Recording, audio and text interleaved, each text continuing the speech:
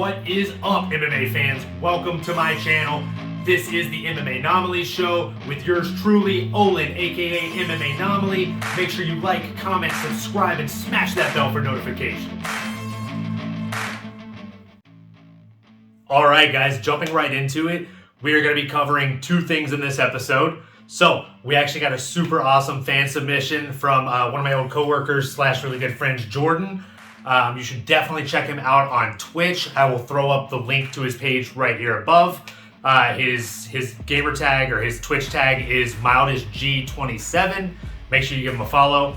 Other than that fan submission, we will be going over UFC Vegas 53, which is being headlined by Marlon Chito Vera going up against Rob Font. Should be a really good fight card. A lot of really great up-and-coming names as well as great veterans of the sport on that.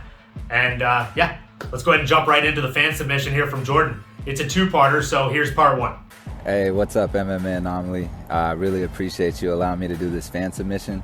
So my question comes in two parts. Basically, for somebody like me who's new to MMA, new to the sport, really trying to get an insight into the fighters themselves and then also like how their careers progress. My original question is, where can I get involved in seeing some more lower level fighters? I know the main cards and all that can be watched on ESPN and stuff like that, but I'm really interested in sort of the lower levels of the sport and seeing where guys are at and where they start from. So what's an easy way to do that? Do you have any good references for that? What a fantastic question / topic. So if you're a newcomer to the sport of MMA or mixed martial arts as a whole, what I would definitely recommend is definitely getting in tune with the up-and-comers, right? Not just paying attention to the top 3 fights on the main card, right? Just like you said, you can watch the main card or all of the UFC card on ESPN or ESPN Plus, which is fantastic. But that's literally the tip of the iceberg. There are other top organizations like Bellator and One Championship, right? Those are fantastic organizations to check out. One puts most of their fights up for free on YouTube, which you can check out. Bellator typically does their prelims on YouTube, and you can check out their main cards on Showtime, I believe, nowadays. But what it sounds like you want isn't really the top of the cream of the crop, right? You are a football fan, so the way that I can relate this for you is it sounds like you want college football compared to NFL. So if that's the case, where the UFC used to get most of their fighters from is a little organization that used to exist called Strikeforce, right? Some of the names that you might recognize, bigger names in the MMA that came from Strikeforce are Gilbert Melendez, Ronda Rousey, Nick Diaz, Daniel Cormier, Dan Henderson, Luke Rockhold, Alistair Overeem, Andrei Arlovsky, Fedor the Last Emperor Emelianenko. So those are some of the biggest names in the sport of mixed martial arts, and they all came from little old Strikeforce, right? Most of those people, men and women, went on to become champions in the UFC or in Bellator, etc. Now, obviously, the UFC bought Strikeforce, doesn't exist anymore. Now, looking at two different organizations that you can still tune into for that college football experience version of MMA would be Cage Warriors and LFA. Now, both of those promotions and organizations you can actually watch on UFC Fight Pass. I highly recommend, if you're a newcomer to the sport of mixed martial arts, that you invest in getting the year package of UFC Fight Pass. Super great deal. Not really that costly if you compare it to other streaming services, and it literally has every fight you can think of, right? So, Cage Warriors, some of the people that come from Cage Warriors that you might recognize are Michael Bisping, Gegard Mousasi, Martin Kampmann, Dan Hardy, again, Joe Duffy, the Irish Dragon, and a little name that you might not know if you're a newcomer to the sport, but this really unknown guy, Conor McGregor, he came from Cage Warriors. So I definitely recommend checking out Cage Warriors. That's also where Paddy the Baddy Pimblett came from. If you've been watching MMA recently, I'm sure you've heard that name, right? And I think this is a better time than ever for a little Modelo time.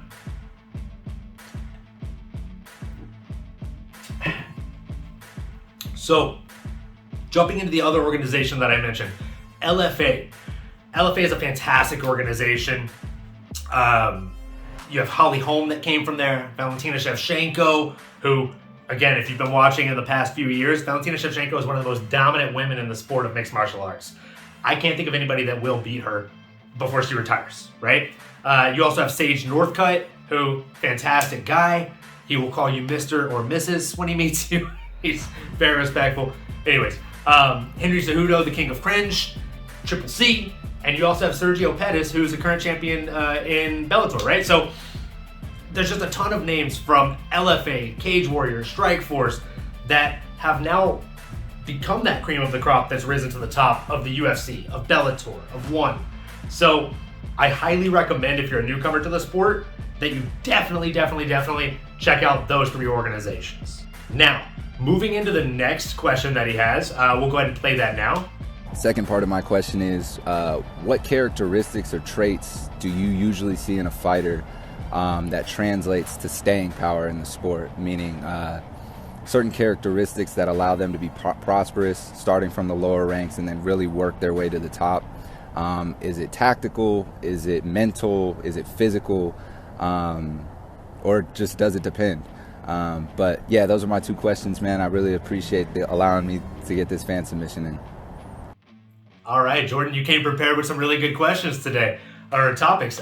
So the second one, basically, you want to know what the stayability or star power is, what it really takes for a MMA or UFC fighter, for that matter, to not only enter the UFC or Bellator or ONE, right? The big 3, so to speak, but to last, right? So when I think of people that are becoming names or have become names, I think of people like Michael Bisping. I think of, a little bit of bias here, Dustin Poirier, right? I think of Dan Hardy. I think of Ronda Rousey. So these are people that aren't undefeated, right? You have Khabib Nurmagomedov, who I think the world of. He's absolutely incredible, undefeated in the sport. So if you ask me, like, what it really takes to stay in this sport, to last, to gain fans, and to really create that star power, it's a number of things. You need heart, right? You need to not dominate every single fight untouched. You have to show that when you get hurt, when you're in the deep water, you can come back and win a fight. Or after you lose a fight, that you can come back and still have a resurgence in your career. I mean, hell, you don't even have to win to have incredible star power if you've played the game right. As much as I dislike the guy, Conor McGregor, right? I tune into every one of his fights because I enjoy what he does in the cage. I don't like his mouthpiece. I don't like the way that he talks down on people. I don't like the way he insults and belittles people. But obviously, there's a fan base for that. The guy hasn't won a fight, I think, since 2016, or at least in his weight class. It's been some time since he's won a relevant fight against a relevant contender, and still he puts asses in seats. The guy is one of the biggest draws, and possibly will continue to be the biggest draw that mixed martial arts has ever seen. And it's just because of how good of a talker he is. So it comes down to marketability when you're talking about lasting power, but it also comes down to, can you win? Because if you think about it, no matter how good of a talker Conor McGregor is, if he didn't starch Jose Aldo in 12 seconds, if he didn't, egg on Chad Mendes after Chad Mendes got the best of him in the grappling in their match, going into that last round right before he starched him, right? Like, he had these incredible moments and he backed them up. As much as, I have to bite my tongue sometimes to admit, he came in there and he backed him up. So it really takes a special type of athlete that can talk the talk, can walk the walk, and can also do it impressively and make it look really nice when they're doing it. So I think that's what it really takes if you're trying to last in the sport of mixed martial arts. Now, if I somehow misunderstood the question, and the question was, what is the best base for lastability or longevity in the sport? I would obviously say, go to Dagestan, learn from Khabib and the boys, do some wrestling, take a long time to work on your wrestling. And then once you get wrestling down, then you go do a Muay Thai camp. Because I am a striker by all means. I am a striker by heart. I enjoy striking. The only grappling I work on is in order to hopefully not be taken down by a better grappler than myself, because I like to think that I'm a better striker than a lot of the people that I spar. So if you ask me, striking is much easier to learn than grappling, or else I'd be a damn good grappler, right? So anyways, I think You go to Dagestan, you get some great wrestling, or you go to American Kickboxing Academy over in San Jose, you get some great wrestling from the Dagestani guys over there, or Daniel Cormier and the boys. And yeah, after that, you work on your striking, you get a little bit of boxing, get some crispy head movement, and Muay Thai, I think, is probably my favorite striking fundamental. So Dagestani wrestling and Muay Thai. So those are the two best base fundamentals in my humble opinion. And now we will go ahead and jump into UFC on Vegas 53. But not before we hit this quick Modelo time.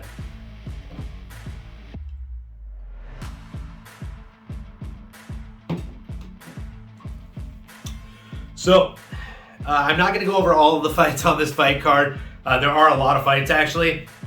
I'm just going to go ahead and start from the lowest fight down on the card that I'm super excited about and move my way up. So, we have Chase Sherman going up against Alexander Romanov.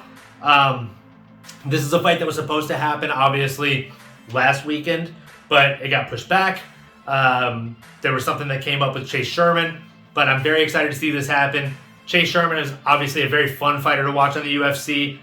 Unfortunately, I don't think he wins this one. I'm all aboard the hype train, which is definitely not usually my MO. But when it comes to Alexander Romanov, the guy has not shown any weaknesses or many weaknesses, and I think he wins by knockout. So let's see how that turns out. The next one is going to be my upset of the night. I actually don't know the odds, but I would assume Krzysztof Jotko is going to be the underdog going into this one. You got Krzysztof Jotko going up against Gerald Meerschaert. If you're an anime fan, you should probably bet on Krzysztof Jotko. He's got a crazy cool Vegeta tattoo on his arm. That's why I'm going for him. This is an emotional bet. Going into the next one, we've got Darren the Damage Elkins going up against Tristan Connolly. If you've never heard of Tristan Connolly, you should definitely thank him on Twitter or Instagram. He apparently helped out EA Sports for the last few UFC games for the motion capture for a lot of the moves. So thank you, Tristan Connolly. We appreciate you. We love the game. It's a lot of fun. We'd love to see some improvements, but we enjoy the game. So who do I think is going to win this fight? I think it's going to be Darren the Damage Elkins, just because we don't know enough about Tristan Connolly. The only, super impressive fight that we've seen him in was against Michel Pereira. Now, Michel Pereira is a crazy guy. He was doing like backflip kicks. I think he accidentally kicked him in the dick when he did a backflip at one point. That being said, Tristan Connolly got that win. He out-wrestled him.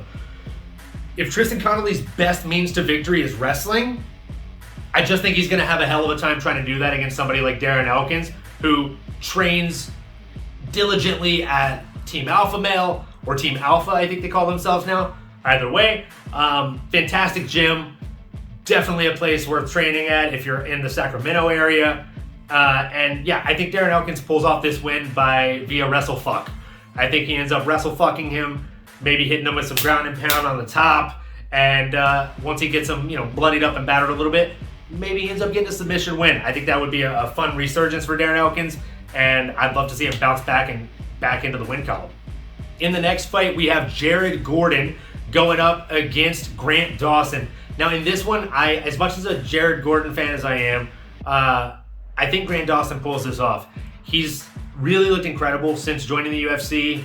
I'll be honest, as much of an MMA purist as I am, didn't really know a ton about him before he came into the UFC, but since he made it into the big show, he's shown nothing but growth in his game and improvements, whereas Jared Gordon can be kind of up and down, right? I don't want to say he's already plateaued, because there's definitely room for improvement, and I think that he has the skills to improve, but we just haven't seen it consistently in his UFC career.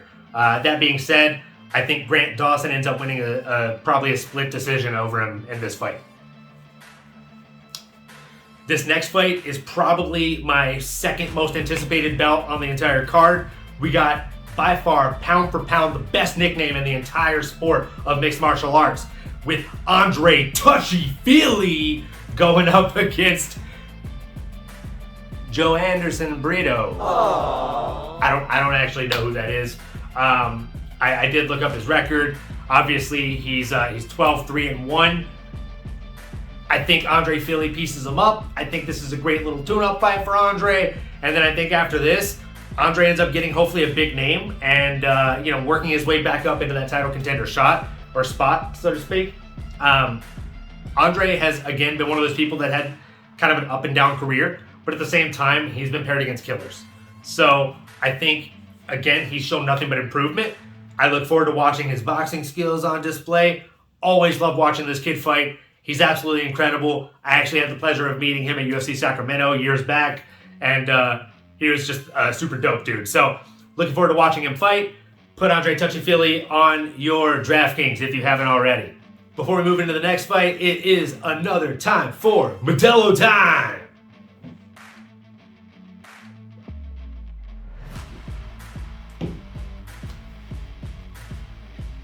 So, jumping into the co-main event, we have a legacy fighter, a legend of the sport, not only in the UFC, but in mixed martial arts. He actually fought one of the big names that I mentioned earlier. He is one of the big names I mentioned earlier. We have Andre the Pitbull Arlovski going up against Jake Collier. Jake Collier has the craziest reverse transformation Tuesday I have ever seen.